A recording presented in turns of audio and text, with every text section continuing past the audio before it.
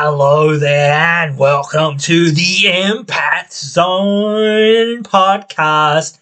We are back to talk more TNA wrestling, and we are talking about another update to the upcoming Rebellion card with Steph DeLander versus Jordan Grace happening at that event. Steph DeLander recently came back on the recent tapings. I already talked a bit about it on the recent review episode of the show, of the TNA show. So if you haven't already seen that review, go and check that review on out. She returned in the 8-4-1 match for the number one contendership to the Knockouts title.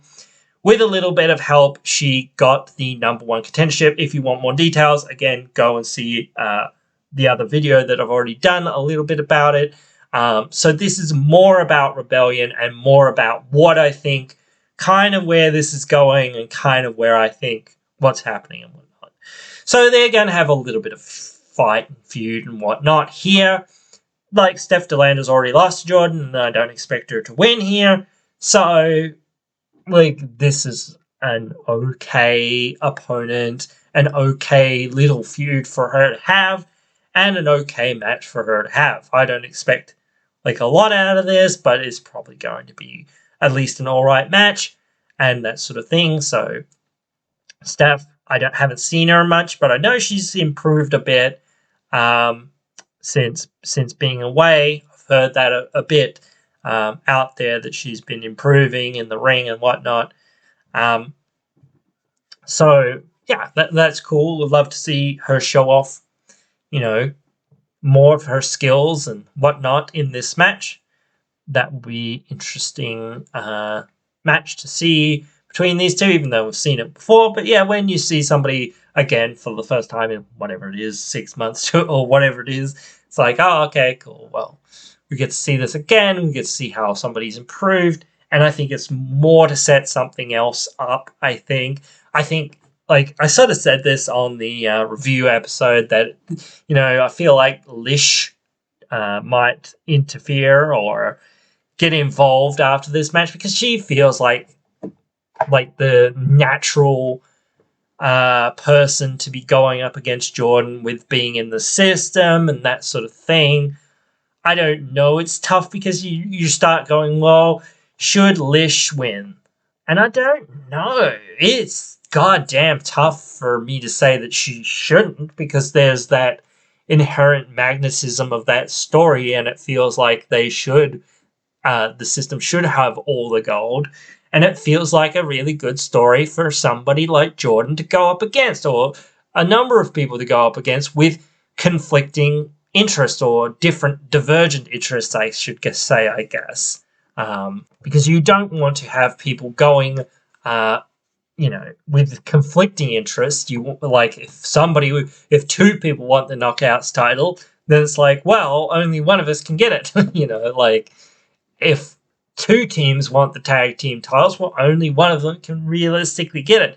If, 2 or 3 people everyone wants the world title. But again, like if 2 or 3 people are involved in the story to get to that title, yes, you can do that, but you need to, again, position it in such a way that they have something else to do, not just, well, now I'm going to be bickering with somebody else that's in contention too much. Like if you're going to do a 4-way or a 5-way or something else, yes, sure, that's a bit different.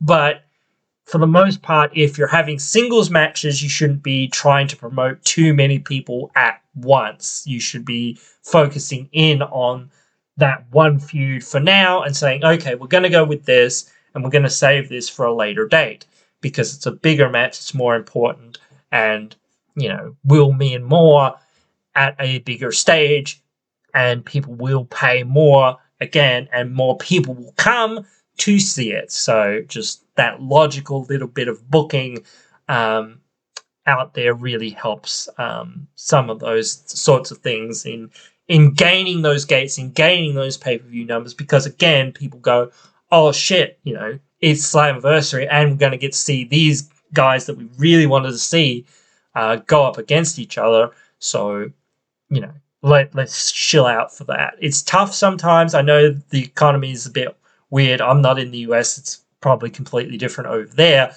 and probably completely worse. But again, like, you've got to try to find that ability to go and support your local wrestling, you know, like, and that's why, again, like I say, you need to sort of pick and choose. Like, you can't just go to every single show, you know, like, no matter how much you might want to, you've got to go, right, I can pick one of these shows or maybe two of these shows, whatever it is, unless it's like WrestleMania weekend, then you can try to scram them all in as many as you can. But again, like, you still need to make decisions. This is on from this time to this time. Well, unfortunately, that clashes with this other thing. So I've got to see, like, at least some of this show. I really want to see this match and that match, like, or whatever. But this show has 3 matches I want to see, or 2, whatever it is. 4 matches, 5 matches. Okay, well, that has more matches that I want to see. So despite me wanting to see this other show, or maybe I can skip out on some of that show because, like, there's 1 or 2 matches that I really want to see, you know, but there's 4 or 5 matches over here that I want to see. So, you know, it's making those priorities and going, okay, you know, am I going to pay for 2 tickets? Well, what's the point of me paying for 2 tickets or whatever it is to this show if I'm only going to be there for 15 minutes or whatever it is? Or am I even going to go? What's the point of me going? Like, then I have to leave and go to the other show. Like, you know, so yeah. But anyway, you've got to make those choices. Like, one of the biggest things that I feel like they should have done this year as well is, like, they should have done Multiverse United 3, but apparently they're not doing it. So, like, that's a huge missed opportunity. This is, like, one of the best time periods in the industry that, you know, and it's literally next week, like, or whatever it is, I think, that WrestleMania is happening. So, like, if you're not going to be there and try to capitalize on the WrestleMania audience, like, what are you doing? Like, you need to be there to sort of get some of that, you know, cross crowd and sort of, you know, do this sort of stuff. Even if you're not going to do something with some of the other promotions, at least you should be there to being like, okay, well, we're over here and doing our own thing and whatnot. And, you know, fans can trickle over here to see our stuff. And that's, again, why, you know, like, they should have had something there, especially with Jordynne Grace, because, again, like, people would go, Jordynne Grace, yeah, I saw her at the Royal Rumble, or whatever. You know, I saw her, the TNA champion, you know, muscle mummy, you know, or whatever. But yeah, it's really tough. And the casual fan interest after WrestleMania is just going to die down very quickly. So, yeah. Like, it lasts a little while, so I don't know, but still, like, you know that it sort of just dips down. I know it dips back up, like, here and there and whatnot, but still, like, it never really is hotter than at WrestleMania season, so you might as well try to capitalize on that and do something about it. Almost kind of want to see somebody, you know, from TNA invade WWE's WrestleMania and do something, like anything. I don't even know who it should be or what they should do, but maybe you should just, like, run Jordynne Grace versus friggin' Naomi again. Like, why not? Like, show the fans something. You know, I don't think Naomi's doing sweet FA this WrestleMania, which is a crime unto itself, especially since they, like, made her when they made her come back, it was like, oh, it doesn't seem like they're making that big of a deal out of it. And she's back to having 1 or 2 minute matches or whatever with people. Like, wait, what? I don't know, dude. That seems kind of bad. I know that there's a lot going on in that sort of thing, but again, you need to say, okay, well, instead of you guys going out there and having a 1 or 2 minute match or whatever it is, we're going to save it for next week or whatever, and we're going to give you a lot more time, to go out there and have a proper match, and whatnot. Proper showcase for Naomi, proper like one-on-one return match. I don't know. It's really tough, but again, like, you can't have The Rock and this and that or whatever else is on the show, on every segment and on every show every week. You've got to take a break.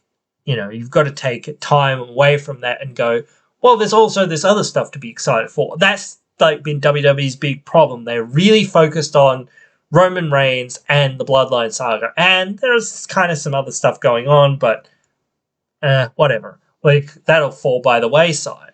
And that's the problem. You really need to make everything feel like it's as important as everything else. It's very, very hard, but again, you have to try to make that, like, thing. You have to make fans go, oh, wow, Naomi came back, and now she's having her first, return one-on-one match, and it's 15 minutes long or 20 minutes long, or whatever it is.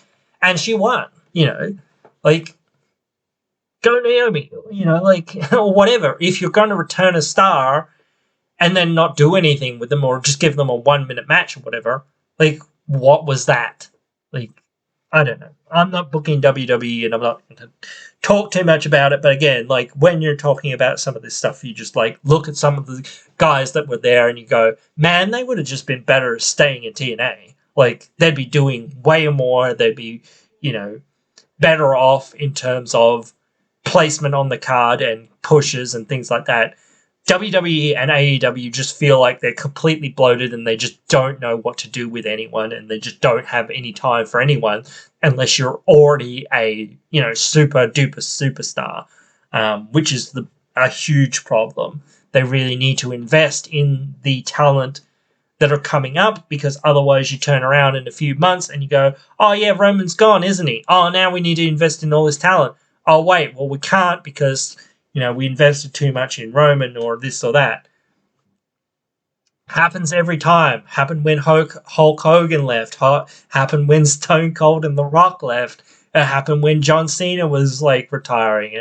And it's happening again. Like, it's ridiculous or whatever. So, I don't know. It's just a thing that WWE does. Like, at least, like, you do see it from time to time, but again, like, you at least see people kind of get that rub when somebody's on the way out, like, to a degree with TNA, because their stars get gobbled up so quickly, like LA Knight and whatnot, realistically, things like that. Like, so it's one of those things, but again, like, it's at least if they're not loyal or more loyal to the company, or, think, oh yeah, I might get there and be small fish in the large pond, or might not get used properly because, again, they're only really interested in pushing stars that are already stars and whatnot, which kind of did happen for a bit, but with a few people. But hey, hopefully it's better now. But anyway, yeah, this'll be great, and, like, again, I actually kind of want to talk about the whole Becky Lynch thing, so I guess I might talk about that in its own little thing at some point.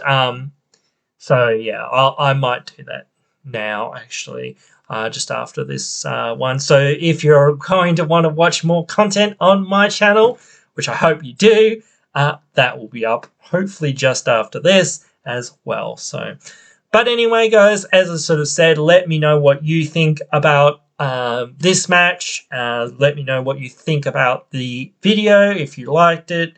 Hope you did, and if you did, you can help me by subscribing and tuning in when I come to you again. Till then, thanks for watching, and see you then.